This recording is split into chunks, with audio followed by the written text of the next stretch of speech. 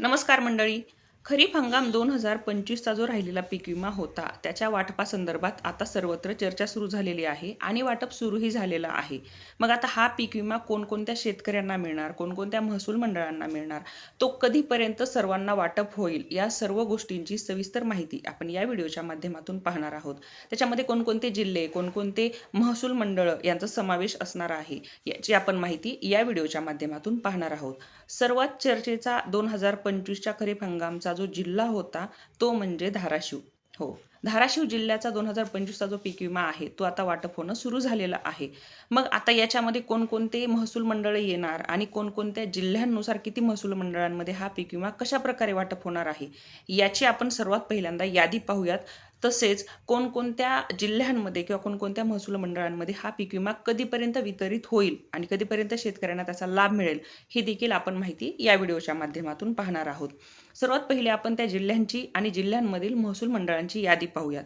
तर सर्वात पहिला आहे तो म्हणजे अकोला. अकोल्यामध्ये 22 पेक्षा जास्त महसूल मंडळांमध्ये हा पीक विमा वितरण सुरू झालेला आहे. त्यानंतरचा जिल्हा आहे अमरावती. अमरावतीमध्ये 50 महसूल मंडळ. त्यानंतर यवतमाळमधील 62 महसूल मंडळांमध्ये पीक विमा वितरण सुरू झालेलं आहे. बुलढाण्यामधील 49 महसूल मंडळांमध्ये पीक विमा वितरण सुरू झालेलं आहे. वाशिममधील 17 महसूल मंडळांमध्ये पीक विम्याचं वितरण सुरू झालेलं आहे.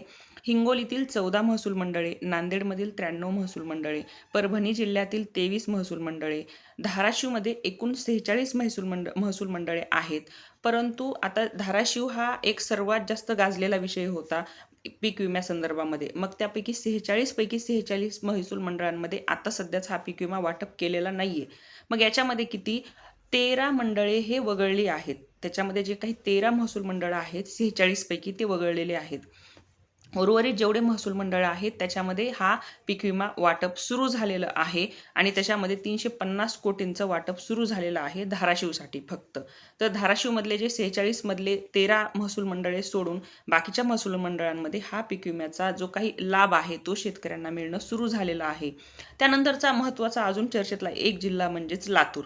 हो, लातूरचा देखील धाराशिवच्या पाठोपाठ नंबर लागून लातूरमध्ये देखील सर्व महसूल मंडळांमध्ये, लातूरमध्ये एकूण 60 महसूल मंडळे आहेत, त्यामध्ये देखील हा पीक विमा व्यवस्थित पद्धतीने सर्व शेतकऱ्यांना येणार आहे.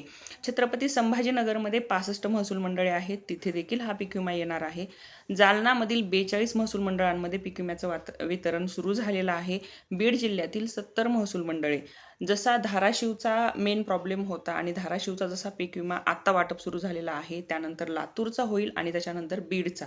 हे 3 अतिशय महत्त्वाचे जिल्हे आणि त्यातील महसूल मंडळे म्हणजे धाराशिवमधले जे 46 पैकी 13 वगळलेले बाकीचे महसूल मंडळे, तसेच लातूरमधील जे 60 महसूल मंडळे आणि बीड जिल्ह्यातील टोटल 70 महसूल मंडळांमध्ये या पीक विम्याचं वितरण होणार आहे. त्यानंतर अहिल्यानगर जिल्ह्यातील एकूण 89 महसूल मंडळे आहेत, त्यामध्ये तिथे देखील पीक विम्याचं वितरण सुरू होत आहे. सोलापूरमधील एकूण 59 महसूल मंडळं आहेत, तिथे देखील पीक विम्याचं वितरण सुरू झालेलं आहे. नागपूरमधील 30 महसूल मंडळे, तसेच चंद्रपूर, भंडारा, गोंदिया, नाशिक यासारख्या उर्वरित जिल्ह्यातील ज्या शेतकऱ्यांना पीक विम्याचं वितरण झालेलं नाही, त्या सर्व शेतकऱ्यांच्या खात्यामध्ये आता पीक विमा वाटप सुरू झालेलं आहे. आता शेतकऱ्यांना लवकरात लवकर त्यांच्या पिकाच्या त्यांच्या आधारस्तंभ जे आहे ते म्हणजे सर्वात महत्त्वाचं म्हणजे तुमच्या आधार संलग्न बँक खात्यामध्ये हा पीक विमा वितरित होणार आहे. त्यामुळे तुमचं आधार बँकला लिंक असणं हे अत्यावश्यक आहे.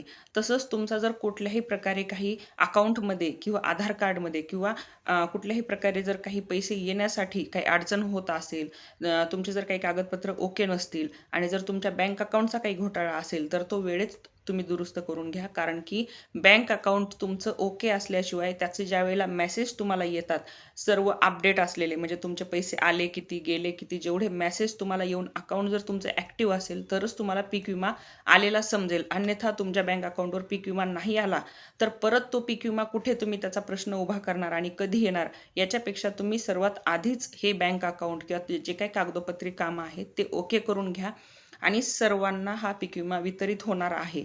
आता याच्यामध्ये पीक विमा कशा प्रकारे वितरित होणार आहे की कोणकोणत्या ठिकाणी पहिल्यांदा फक्त 3,500चा हप्ता येणार आहे. त्यानंतर कोणकोणत्या ठिकाणी कोणाला 6,000चा, कोणाला 10,000, कोणाला 12,000चा हप्ता, अशा प्रकारे तुम्ही ज्या ज्या पद्धतीने भरलेला आहे कोणाला कमी जास्त पार्टमध्ये, परंतु सर्वांना पीक विमा हा येणार आहे.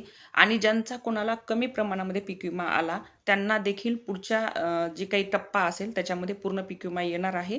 पण आता हे ज्यावेळेला पीक विमा वितरण सुरू झालेलं आहे याच्यामध्ये सर्व शेतकऱ्यांना राहिलेल्या पीक विम्याचा पूर्ण लाभ त्यांच्या खात्यावर मिळणार आहे. हेच आतापर्यंतचे याचे अपडेट्स होते. धन्यवाद.